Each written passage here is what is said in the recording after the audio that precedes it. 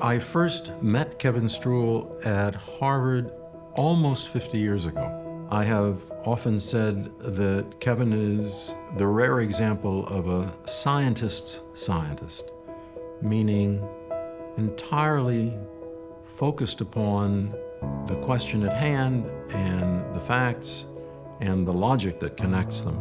Kevin is, he's brilliant, he's brash, he's very blunt. He likes to argue and debate about science, and that's what makes it fun to interact with him as a colleague. He's incredibly creative. It's probably the number one thing that comes to mind when I think of Kevin as a scientist. And then I say he is very focused on science. Kevin is such a very nice, such a decent, such a kind and generous person. And it's apparent from every interaction. Kevin is truly a great scientist.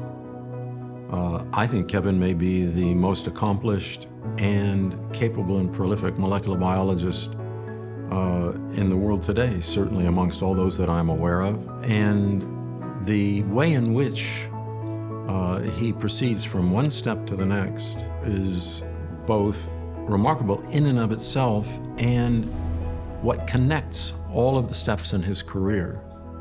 So his very many studies over a long period of time add up to something larger, an oeuvre which is really almost unparalleled in modern molecular biology. Discovery is what science is all about. That's what gets, I would say, most scientists up in the morning. There is nothing that compares to discovering something that no one in the world ever knew and you discovered it. That's like, there's just nothing like that feeling. Kevin, you have to understand, he has been, right at all of the major places in the development of molecular biology. He was an MIT undergrad. He worked with Boris Magsonik, who was one of the, most famous bacteriologists of his generation. So Kevin there got his training in classical genetics. Then he moved to Stanford, which was, one of the birthplaces of recombinant DNA. And he was the wonder kid, this brash young kid from MIT who just was amazingly successful. And then after that, he went to the MRC in Cambridge, which was, again, Watson, Crick, Brenner, all of the sort of demigods of molecular biology were there. So he was there for the birth and development of a lot of the field. Kevin, in his graduate work with Ron Davis, was probably the first to isolate and analyze the structure of a eukaryotic gene. He did that work in the analysis of a yeast gene.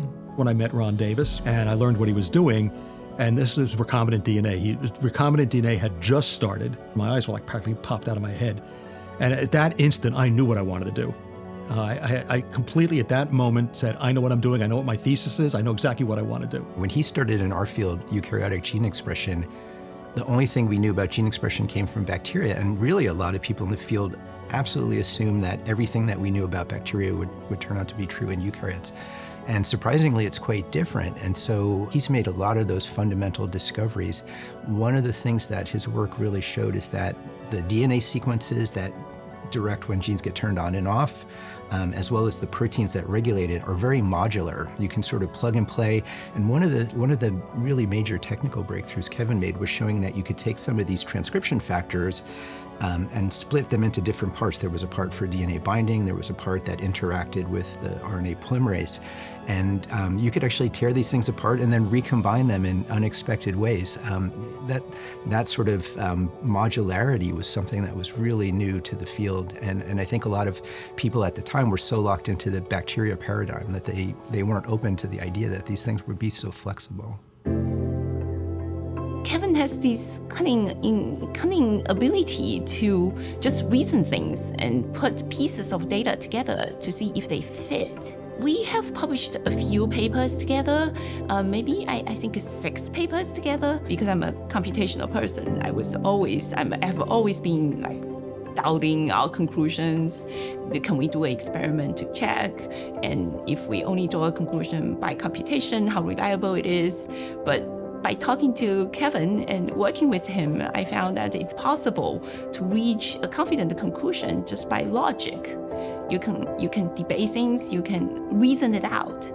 And at the end, it turned out to be the correct answer. The people who impressed me the most and affected what I wound up doing was Jacob and Monod, who are famous French scientists. A lot of the molecular biology of that era not only was it important and fundamental, but a lot of it was really elegant and beautiful, because it was hard to do experiments in those days. So really thinking was really, really crucial, because you couldn't just get a whole ton of data and hope to figure something out. It just was not possible to get a whole ton of data. Kevin has done two things that are of particular significance. On the one hand, of course, many important discoveries. But beyond that, he brings to it a kind of rigor, a kind of logical precision, which sets an example for others. Kevin is very down to earth, and I started to talk to him when I was a very young scientist, and the message I took away from him, from talking to him, was doing science is not mysterious. It's actually a pretty methodical activity. If you go about it in a logical way, you can do it. And if you hang out with him, and I feel like you will learn how to do it. And I think that's a very powerful mentor. If young scientists in his lab or in the field, just by chatting with him, can learn how to do science, I think that's something that's quite incredible, and you can't say that about every professor. It's essential that we remember that basic research is where all of those applied things come from. And if you don't have a complete understanding of the fundamentals of the basic mechanisms of gene expression or cell division or whatever, you're never going to develop the technologies. You need to know the basic information before any of that comes up. Kevin is a perfect poster child for how that basic research over decades turns out to be absolutely essential for medical technologies that we use today.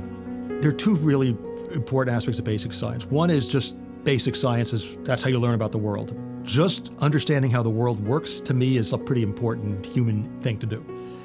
But in addition to that, almost all modern medicine relies on that. Kevin, as a friend, is someone who would be invariably available, always someone to discuss something with. And whenever I saw him in person or whenever we spoke, I would always both look forward and come away feeling that I had learned, I gained, I was rewarded from the interaction. Kevin is such a good scientist, and we need to have more people like him. I think Kevin is a perfect recipient for the Kornberg Lifetime Achievement Award.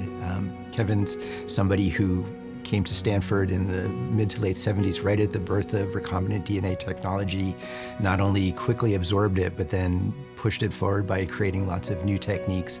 And he's gone on to use those technologies to make really fundamental discoveries about gene expression, things that every student learns when they open up a molecular biology textbook today. He has been doing science for 4 decades. His career spans from early days to the future, and he's just so broad and so deep. And he has done so much, and he has impacted so many scientists. Altogether, that makes him an ideal candidate for the Kornberg Award. The thing about this award that's most meaningful is that Arthur Kornberg and Paul Berg were major influences on my life. By not only them doing science at Stanford, but by the whole department. It's an award named after two people who were I had profound respect for. Not just what they did, but also just the way science got done. Kevin's passion for science is not ordinary. He is very exceptionally enthused and devoted to the pursuit of knowledge.